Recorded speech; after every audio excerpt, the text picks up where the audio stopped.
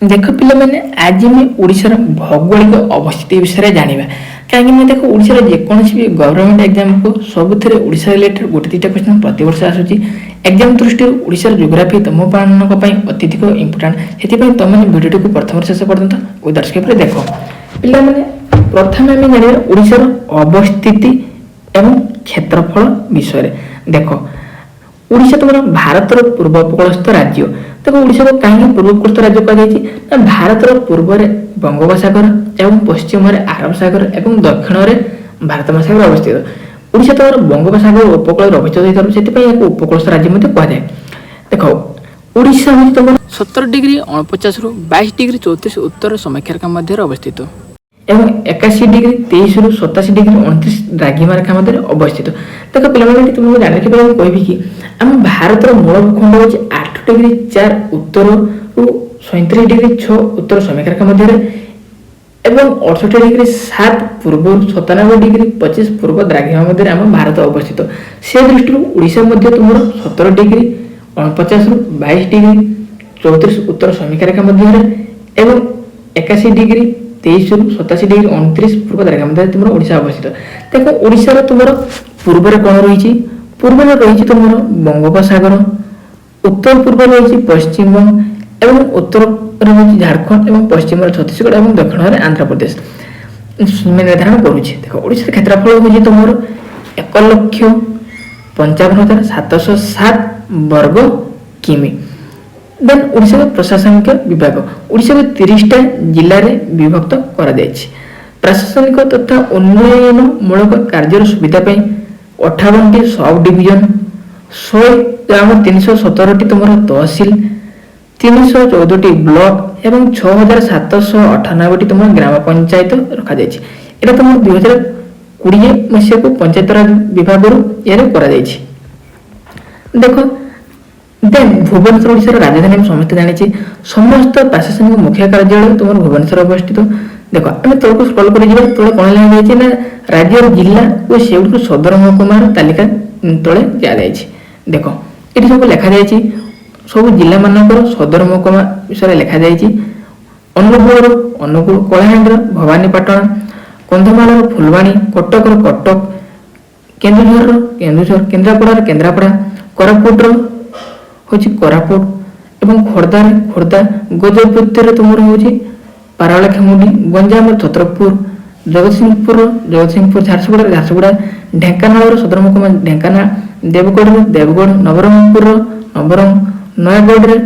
नयागढ़ एवं नूआपड़ा पुरी बालेश्वर सदर महकुमा बालेश्वर बौद्ध बलांगीर देन बरगढ़ भी बरगढ़ भद्रक मालकानगिरी सदर महकुमा मालकानगिरी मयूरभंज सदर महकुमा बारिपदा जाजपुर सदर महकुमा जाजपुर रायगढ़ सदर महकुमा रायगढ़ संबलपुर सदर महकुमा संबलपुर सुवर्णपुर सदर महकुमा सुवर्णपुर और सुंदरगढ़ यहाँ था तुम सदर महकुमा गुड़िकर नाम देख सब जिलार मैक्सिमम जिलार नाम जहाँ सदर महकुमा नाम सेम अच्छी आ बाकी 4-5टी अलग अच्छी तुम जाने मुखस्त कर देख प्रथम भू प्रकृति ओडिशा को मुख्यतः 3 भाग भू आकार अनुसार 3 भाग व्यक्त कराए देख कौन ना मध्य पार्वत्य अंचल पश्चिम मालवांचल एवं उपकूलवर्ती समतल अंचल देख प्रथम आम पढ़े मध्य पार्वत्य अंचल तुम ओडिशा मध्य भाग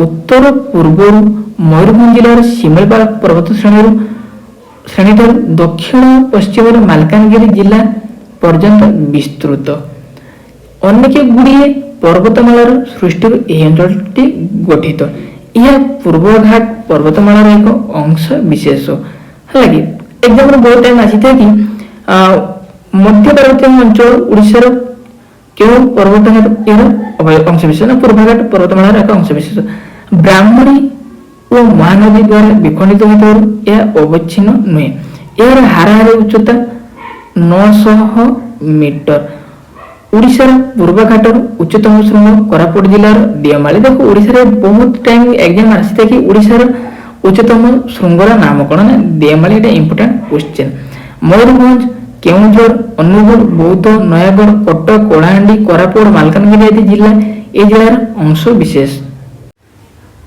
ଦେନ୍ ଦେଖ ପିଲାମାନେ ପଶ୍ଚିମସ୍ଥ ମାଳ ଅଞ୍ଚଳ। ଦେଖ ମଧ୍ୟ ଭାରତ ଅଞ୍ଚଳର ପଶ୍ଚିମକୁ ଏହି ଅଞ୍ଚଳ ଅବସ୍ଥିତ। କେଉଁଠି ଅବସ୍ଥିତ ନା ଏହା ପଶ୍ଚିମକୁ ଏହି ଅଞ୍ଚଳ ଅବସ୍ଥିତ। ଏହାର ହାରାହାରି ଉଚ୍ଚତା ସମୁଦ୍ର ପତ୍ତନରୁ 150 ମିଟରରୁ 300 ମିଟର ହାରାହାରି ଉଚ୍ଚତା।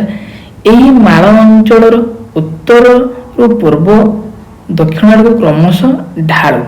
ମହାନଦୀର ବାମ ପଟେ ସୁନ୍ଦରଗଡ଼, ଝାରସୁଗୁଡ଼ା, ସମ୍ବଲପୁର, ଦେବଗଡ଼, କେଉଁଝର, ମୟୂରଭଞ୍ଜ ଓ ଦକ୍ଷିଣ ତୀରରେ ବଲାଙ୍ଗୀର, ସୁବର୍ଣ୍ଣପୁର ଠାରୁ ମାଲକାନଗିରି ପର୍ଯ୍ୟନ୍ତ ସମସ୍ତ ଜିଲ୍ଲାର ଏହି ଅଞ୍ଚଳରେ ପରିବ୍ୟାପ୍ତ। ଦେଖ ତେଲ, ଇନ୍ଦ୍ରାବତୀ, ଋଷିକୁଲ୍ୟା ଏବଂ ବଂଶଧାରା ନଦୀର ଅବବାହିକାରେ ଏହି ଅଞ୍ଚଳ ଅବସ୍ଥିତ।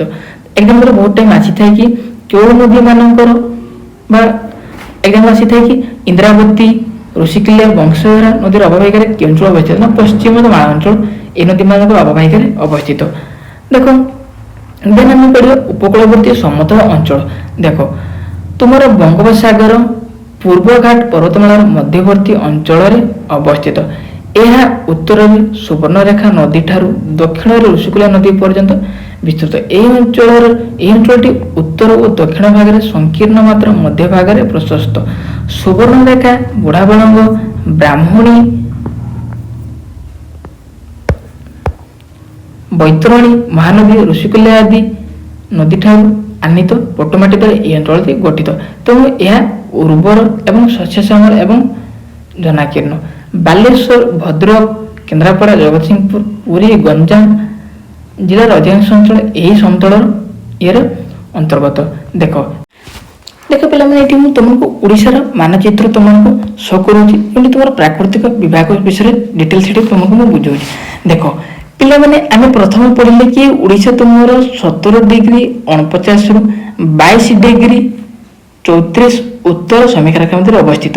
ମାନେ ଦେଖ ପିଲାମାନେ ତୁମମାନେ ଏଇଠି ଦେଖୁଥିବେ କି ଉତ୍ତର ତୁମର ଏଇଠି ରହୁଛି ତୁମର କେତେ ନା 17 ଡିଗ୍ରୀ 49ରୁ 22 ଡିଗ୍ରୀ 34 ମଧ୍ୟରେ ଅବସ୍ଥିତ ଏବଂ ଦ୍ରାଘିମା ତୁମର ରହୁଛି। ଦେଖ ମୁଁ ଏଟା ସାଇଡ୍ କରୁଛି। ଦ୍ରାଘିମା ରହୁଛି ତୁମର 81 ଡିଗ୍ରୀ 23ରୁ 87 ଡିଗ୍ରୀ 29 ପର୍ଯ୍ୟନ୍ତ। ଏଇଟା ଦେଖ ଦ୍ରାଘିମା ତୁମର ଏଇଠି ସବୁ ରହୁଛି। ଦେଖ ଏଇଠି ଦ୍ରାଘିମା ଆରମ୍ଭ ହଉଛି କେତେରୁ ନା 81 ଡିଗ୍ରୀ 23ରୁ ଶେଷ କେତେ ରହୁଛି ନା 87 ଡିଗ୍ରୀ 29 ପର୍ଯ୍ୟନ୍ତ ରହୁଛି। ଏଇଟା ଥିଲା ତାର ଅବସ୍ଥିତି। ଦେଖ ଏବଂ ଓଡ଼ିଶାର ସବୁ ଦେଖ ଆମେ ପଢ଼ିଲେ ଯେ ସବୁ ପାର୍ବତ୍ୟ ଅଞ୍ଚଳ, ମଧ୍ୟ ପାର୍ବତ୍ୟ ଅଞ୍ଚଳ, ପଶ୍ଚିମ ମାଳଭୂମି, ଗଡ଼ାଣିଭୂମି ସବୁ ଦେଖ ଏଇଠି ସବୁ ସେଗୁଡ଼ିକର ସବୁ ଡିଟେଲ୍ସ ଏଇଠି ସବୁ ଲେଖାଯାଇଛି। ମୁଁ ଗୋଟେ ସବୁ ଇଏ କରୁଛି। ଦେଖ ପିଲାମାନେ ଏଇଠି ସବୁ ଲେଖାଯାଇଛି, ୟା ଭିତରେ ସବୁ ଲେଖାଯାଇଛି ମଧ୍ୟ ପାର୍ବତ୍ୟ ଅଞ୍ଚଳ, ପଶ୍ଚିମସ୍ଥ ମାଳଭୂମି, ଗଡ଼ାଣିଆ ସବୁ ଡିଟେଲ୍ସ ଏଇଠି ଲେଖାଯାଇଛି। ଉପକୂଳବର୍ତ୍ତୀ ସମତଳ ଭୂମି ଦେଖ ସବୁ ଚିହ୍ନ ସବୁ ଦିଆଯାଇଛି। କେଉଁ ଏରିଆରେ ମଧ୍ୟ ପାର୍ବତ୍ୟ ଅଞ୍ଚଳ, କେଉଁଠି ପଶ୍ଚିମ ମାଳଭୂମି, କିନ୍ତୁ ଗଡ଼ାଣିଆ ଉଚ୍ଚଭୂମି ଡିଟେଲ୍ସ ଏଥିରେ ସବୁ ଲେଖାଯାଇଛି।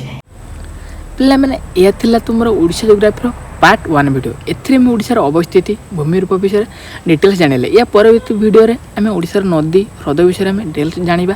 ଯଦି ଏହିପରି ଇନଫର୍ମେସନ୍ ଭିଡ଼ିଓ ତୁମକୁ ଭଲ ଲାଗିଥାଏ ତେବେ ଆମ ଚ୍ୟାନେଲକୁ ସବସ୍କ୍ରାଇବ୍ କର, ଲାଇକ୍ କର, ସେୟାର କର। ଜୟ ଜଗନ୍ନାଥ।